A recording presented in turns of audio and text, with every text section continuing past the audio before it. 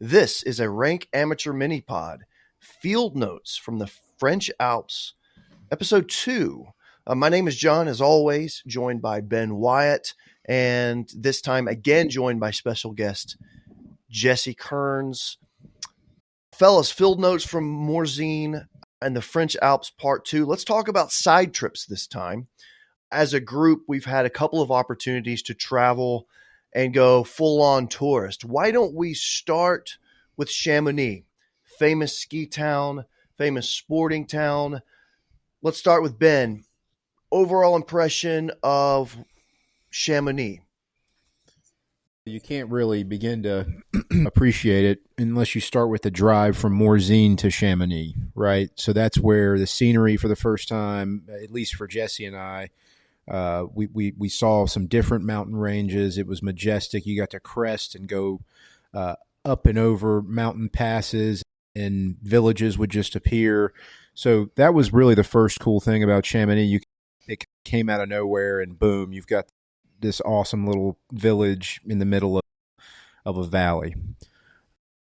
From there, I would say the town, it was charming, right? It was walkable. It was set up for tourism, shopping, but there were some attractions. There were some gondolas that took you to the top and towards Mont Blanc, and we were fortunate enough to hop on a train, and I won't steal all the thunder, but we were fortunate enough to do a little bit of shopping, a little bit of sightseeing, and Chamonix was pretty cool to see. Yeah, it's a neat town. Again, the major feature here for this trip has been the fact that in the valleys that we visited, there's been no snow. So easy traveling. We haven't had to overdress too much. It's been real. That's been an easy aspect of this, if maybe even a little regretful. But you're right. The drive from where we stay over to Chamonix is magnificent. You take a mountain pass over and drop into the Haute-Savoie Valley, and then take that on up into Chamonix. And it is just absolutely remarkable. There's so many parts of this trip that just look like a car ad. But I can tell you, as one of the only drivers allowed behind the wheel of these rental cars, it can wear you out after a while. But yeah, back to Chamonix, a famous winter sports town. It impressed me how many installations there are in the mountains around Chamonix. So we visited one of those because we were time restrained, but there were any number of different gondolas and towers and needles we could have visited on the mountains surrounding Chamonix. Frankly, we didn't even get into reading up on all of them. We basically had to choose one due to the time of day. Jesse, thoughts on the train to Mer de Glace? That train ride was one of the highlights of the trip for me. The scenic vistas that it yielded off to our left as we headed up the mountain were truly breathtaking. Just being able to almost go back in time a little bit and being on a more rudimentary mode of travel and being able to apply that to such a steep slope was a little spooky at times. One of the interesting details of the trip was there can be more than one train on the track. So the one that's going up the mountain can get off on a little side track and wait for several minutes and allow people to take pictures, to get in position for pictures, but also allow the train that is coming down the tracks to pass and then continue on up the mountain up to that observatory and really quaint hotel at the top of the mountain. Look, we've probably seen attractions like that before, certainly not on that scale. I mean, we grew up in East Tennessee. There you have things like Ober-Gatlinburg and taking the ski lifts up to an overlook kind of town. That's not even an apt comparison to what's going on in the Alps. But once we arrive at the top, neat little outpost up there, historic hotel, a viewing facility that overlooks the glacier there that was under construction. So I had to mind that a little bit. However, the planners had been very accommodating. We were able to do anything we wanted to do, just maybe had to follow the rope and tape a little bit and kind of be herded around that facility. But it was pretty neat. You took let's see, I guess from the top of the train, we took a gondola down down to the glacier, right? And from there, we went down a series of steps and catwalks down to the ice tunnel that had been carved there. Ben, what did you think about the catwalk leading down to the glacier? It was a little frightening. There were a lot of people. It was literally bolted, essentially mezzanine structure bolted to the side of rock face. But I gotta say, it held up. It wasn't wobbly. It made for some great photo opportunities of the valley and the glacier. And it was a neat experience. And what was also interesting is that if you really knew what you were doing, there was access to the glacier and to do mountaineering and different types of ice activities, which was pretty cool to see coming from East Tennessee. Yeah, it's interesting, guys. So as of today, I noticed, I've sent this to both of you. I don't know if you've seen it yet, but as of today, the New York Times has posted an article saying, it just got easier to visit a vanishing glacier. Is that a good thing? And it is an article about these installations that are under construction and the ice cave that we went through so that you can visit Mer de Glace.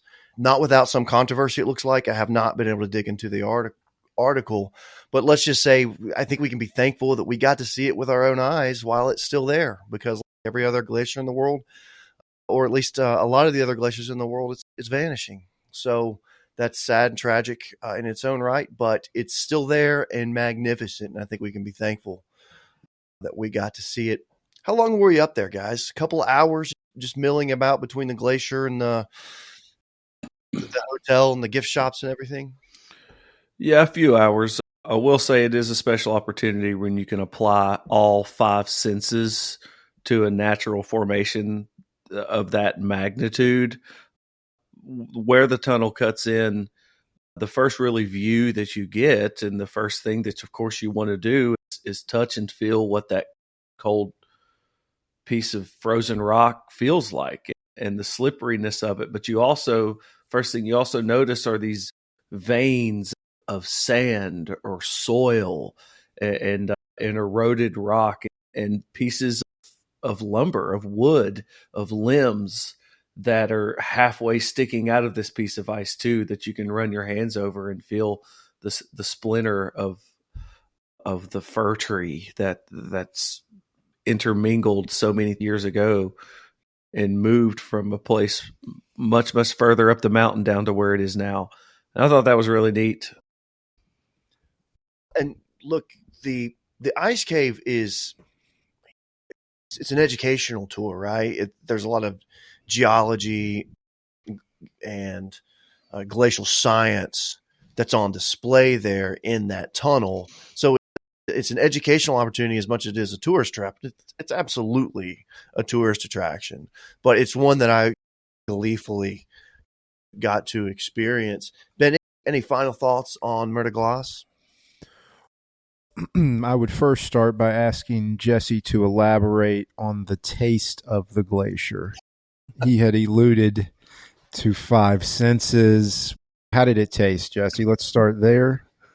Well, there was no chlorine taste. I can guarantee that. No. It's smell and taste are very closely associated, and there was definitely a mist in the air. I'll give you that. There was a mist. There was a mist in the air, so I think I got. I mean, I didn't run my tongue on the glacier. This time, as they say. Right. Okay. No. So to your point, John, I think the coolest part was some of the science, and they had made sculptures in there. It wasn't a very long tour through the glacier, but I think it was nice, neat. They showed you some different formations and different age and distances that the glacier travels. I think it's something to see. right? I think it's a highlight. If you're in that area, you definitely got to check it out. My wife suffers from some claustrophobia, so when she got to the mouth of that thing, she was like Chevy Chase at the Grand Canyon in Vacation, right? So about 4 seconds she had seen it and she was out. But I've got to applaud her. I mean, she went in as far as she could, but she was not long for that attraction. That's for sure. Yeah, I think everybody had their a couple of qualms and fears scratched during that whole ascent and descent, whether it was on the train tracks, the scaffolding leading down to the glacier, or that there was definitely a lot of challenges within your two ears going on right there to make sure you can overcome those objections your brain so desperately trying to call to your attention. Yeah, I And mean, and that was really fun. And another aspect, I really felt fortunate to encompass the whole Chamonix experience is we really shot from the hip. I mean, we went there, walked around, had some lunch, and tried to figure out our next move. And that train ride just ended up being what we all agreed on, that between or taking the huge tram to another area of Mont Blanc that offered none of that. So the fact that we picked the train and went up to that one observatory and discovered you could take another gondola into a glacier was, I think, very serendipitous. yeah, it's worth mentioning that it's not just the three of us and maybe our significant others on this trip. There are others. We're a total of what, 7, 8 of us. We're all a bunch of cats trying to hurt ourselves. So got off to a late start. Then it's a couple hours over to Chamonix, and we're having a late lunch and trying to squeeze in what we can. In addition to just taking our time with it because it's so beautiful. Let's move on from Chamonix. Let's talk about Annecy. So this is, I think they call it like the Venice of the French Alps. It's known for its canals, beautiful old historic town. But Jesse, why don't you kick it off? Did you have any? Did that town leave you with any impressions? Yeah, it left me with a sense of a mini Geneva, and mainly because that was the first town I experienced in Europe, and it had that huge lake next to it, as they had a very large lake and very scenic, rugged mountain view right behind that lake in Annecy. The lake then did tributaried into smaller canals that did go through the town. Like a lot of these towns that are in the valleys, there are some hills throughout the towns, and the very old construction has been utilized on the side of these hills for hundreds of years. And the highlight to me was ascending one of those hills to the high ground of the city and seeing the beautiful church up there. It's really neat. Yeah, I'm not going to try and recall the name of that basilica off the top of my head, but it was stunning. Interesting to find out I had just assumed it was a couple or a few hundred years old. No, construction was completed, I think, in the 1930s. So, in the grand scheme of things, a baby among those neat old, grand old churches. But it was a good exercise, a good hike through town. Ben, any lasting impressions of Annecy? Yeah, I think it was a hillier version of Geneva. To Jesse's point, I think it's a combination of Geneva and Puerto Rico in terms of the buildings, how close they are together, the foot traffic. Obviously, I prefer Annecy in the French Alps, but you should put Puerto Rico on your radar.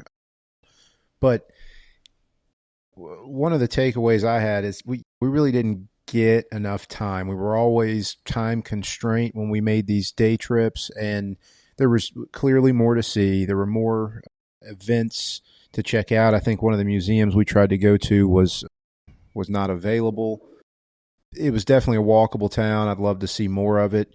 When you hit on the lake, when you hit on the canals, and you've got historic buildings in an area, it's just fun to be in. Yeah, neat old town. It was interesting. I'm going to be honest. I don't think I'd go back if if we're in that part of the world again, I'm not going to take a day for Annecy again. I'm not going to go so far to not to recommend it. It may be just exactly up someone's alley. I enjoyed being there. I did not find it particularly compelling for going back. Here's another thing. It's a larger city than I was expecting. So we made these choices for these side trips based on internet research. And all of the photos made it look like this quaint little village. It is very much not that. It's a large city, and then there's an historic portion that is beautiful. It's neat. It's good to see. But this is a sizable city. It was just, I think the issue is a little too far away. We really had to work to get there. Full 2 hours over there, it seemed like, at least going out because we were avoiding tolls. But yeah, I don't know. I'm not sure the juice was worth the squeeze on Annecy for me personally. Again, glad I saw it. I'll just do something else next time. Any final thoughts on Annecy? Yeah, I can echo that sentiment. The highlight was the Basilica of the Visitation in Annecy. That was great, but yeah, I probably wouldn't go back. It was a great place to spend half a day and get a good lunch. Yeah. Okay, so with that being said, John, the first couple of days we got the chance to go skiing, but you had a couple of day trips of your own. Do you want to tell us where you went and a little bit of those details? I think two of them are worth noting. On one of those days that you fellows were skiing, I stayed close and just bebopped around Morzine and met you guys for the après ski event, which we can talk about later. But first I'll talk about Megève. So Sarah and I drove over to Megève. We picked a destination, and this is very much a pinkies up sort of place. Definitely very much upmarket. In that way, it almost wasn't really all that compelling. I think I said last time, it's like you've seen one, you've seen them all. But let's say that this is like the Aspen of the part of the Alps that we were in. And very nice. I'm not complaining about it. I typically don't spend my time shopping, basically. But we had a great lunch. It was one of those great 2-hour French lunches, and got some sightseeing and just some walking around in, just some couples time, and had a really great day of it. And so Megève I would not recommend it as your destination if you're going skiing in that part of the world, but it's probably just really wasn't all that compelling for us personally, as nice as it is. I could not have more fun in Megève than I could have in Morzine. That's just the way that left me. However, more interestingly would be the first side trip I took, and I did this one alone. So this would be the first day that you fellows were skiing. I got up early, took the car over into the Haute-Savoie Valley, over to a tiny little town called Sixte-Fer-à-Cheval. And so what'd you have for lunch? Sausage and pasta. It was great. By myself, a glass of wine, sausage and pasta, and an espresso. It was fantastic. Again, this destination was just chosen almost at random from internet research. And in much the opposite way of the way that Annecy left me, this was a smaller place than I was expecting. There may have been 4 restaurants there. It didn't seem to me that any of them had any customers to speak of. It is a village that does host a ski mountain. I did see people in ski gear hauling skis around. The sum total of the amount of people I saw that looked like they were skiing or snowboarding would not be more than 10 or 12 people, period. Now, I think much of that is owed to the fact that there wasn't much snow. But I couldn't get a sense of where the ski mountain was from this tiny little village, other than I could see where the lift was. But I saw where the slopes were supposed to be, and presumably they were skiing somewhere up above there. But I couldn't see it from my vantage point. But this was a lovely little town. And I just had the nicest time sort of driving the 10-15 minute radius around there, both before and after lunch. Got some nice photography that I was fairly proud of. The real feature of this little village is it plays host to a trail system called Cirque du Fer à Cheval. And so basically this is, I think it's a national park with a trail system that amounts to a loop that encompasses that whole part of the valley. So I drove up to a certain trailhead, and luckily my knee was feeling healthy enough. I did about a 2-mile mini loop in this system, got some nice photography. This was really interesting because this was a spot where there were a couple hundred people, but they were just, there wasn't much snow. So they were just milling about. There were a couple of these huts where you could get a drink or hot chocolate or a snack. There was a hut where they were selling pony rides. And this is on the trail? This is on the trail system. Right at the trailhead. That's right. Okay. Right. Would it be a time during heavier snow and winter conditions where cross-country skiing and ski shoes and that kind of traversing would be happening? Absolutely. And my guess is that is the primary activity in that little area. So I'm talking about an area. I walked through an area that was a couple hundred acres. So instead of the snow, you were in the slop. Yeah, pretty much. Yeah. But it wasn't that sloppy. They were like wide, developed gravel trails, right? Which had there been a base of snow there, of course, you would be snowshoeing or potentially cross-country skiing. So I just enjoyed my time, took my time walking. I probably just walked around that area for an hour and a half, playing with my camera, trying to get some good shots. If you check our Instagram feed, I was proud of a few of the shots that came out of that little adventure. So those are posted on the Rank Amateur Pod feed. But nice little afternoon. But I needed to get back over to Morzine. So this is where things get interesting for me in that day. Because I think at that point that I have a sense of how to get back to where I'm going. And I did. I knew how to get back on the highway. Nevertheless, I programmed my destination into Google Maps. Google Maps decides to take me a slightly different way. And this would be taking me to a smaller road, a secondary road, instead of over the larger highway that takes you over that pass into the Morzine Valley.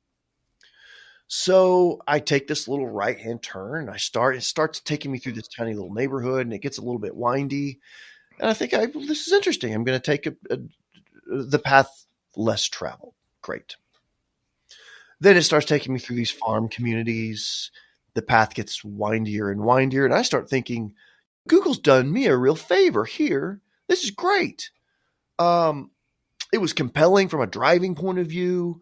At one point, I may be able to post this picture, but the road literally just does a little chicane between two barns, right? And so then the road gets a little steeper, and really enjoying myself. And I think, man, I found this alternative way to get into Morzine. This is going to be great. The whole time I'm watching that Google Maps, and it says Morzine, 28 minutes away. Morzine, 25 minutes away. Morzine, 23 minutes away. So I'm on the right path. Things are fine. Gets a little steeper. Great. I'm really getting up this mountain now. Keep in mind, I'm talking about an Alp here, right? This is no small hill. This is a full-on piste in the French Alps. Are we talking pavement, or have we hit gravel, or are we on dirt yet? Haven't come to that part of the story yet. Okay. So yeah, for now we're talking about pavement. But it's getting steeper. It's getting narrower. Fine. This is great. I'm really enjoying this. However, it does continue to narrow. But I do come to a place where a Land Rover is coming down the mountain opposite me. We have to figure out how we're going to negotiate who's going first. So I pull over off into the ditch a bit, let the Land Rover go by, and I go on about my merry way. About a mile later, I run out of pavement. Fine. Still, nevertheless, no big deal. I probably should have picked up on the cues at that point, but I didn't because I was really enjoying myself. So I just keep going. Come across another vehicle, this time a Toyota Hilux. This time he gets in the ditch. I go around him. No problem. This is great. Then the road starts getting a little bumpier. Nevertheless, I'm in a SUV-ish kind of vehicle. I've got some clearance. I'm fine. All-wheel drive. Yeah, four-wheel drive. I hadn't really reduced my speed very much. I'm still just going along, and all of a sudden, Morzine's 21 minutes away. This is fine. This is all going great. Then I noticed there are less trees than there had been before. And the trees are smaller, and they're all conifers. So I'm inching my way up above the tree line. Still, this is fine. The views start to become magnificent. Then the ruts begin. And then the snow starts. All right, that's fine. I've got a worthy vehicle. And every once in a while, when I say every once in a while, every mile or so, I'd pass someone. Not necessarily on the road, but like at one of these tiny chalets. Then the instances of crossing over snow in the shadows become more frequent. All right. Then I think, well, wait a minute. Maybe this isn't the best way to get to Morzine, but I'm still having a good time and it's fine. So every time I would go around a curve, I would think, surely I'm going to top out on this road and it's going to start going downhill at some point. It must. Again, I consult Google Maps. Everything's fine. Stay on this road. You'll be in Morzine in 20 minutes. Great.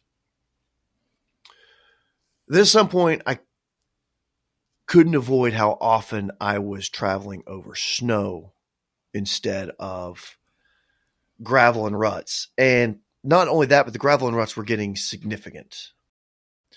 At this point, thank God I've already turned this rental car in, but I did bottom it out a couple times. Finally, I come around one curve, and I pass the chalet on my right. And I think this has got to be the top. And I'm going to start going down now. And if that's the case, everything's okay. I'll be able to get down. If it's like it was coming up to this point, getting down will be fine. I'll be in Morzine in no time. I'll meet the group. We'll have a glass of wine. Everything's going to be great. I'm going to have a good story. But I pass the chalet, coming around this curve, and I see about, let's call it 300 yards in front of me of straightaway. And it's just snow. And I finally just have to stop and admit to myself, I've made a huge mistake. The problem is that at this point, the road is so narrow, I can see no way to negotiate a turnaround without putting it in reverse and going down a steep, snowy, less than one lane road, or powering through and getting to the top of that snowy pass and hoping I can find a turnaround, not knowing what's up there. And then I've got to come down, if I successfully turn around, come down the whole thing.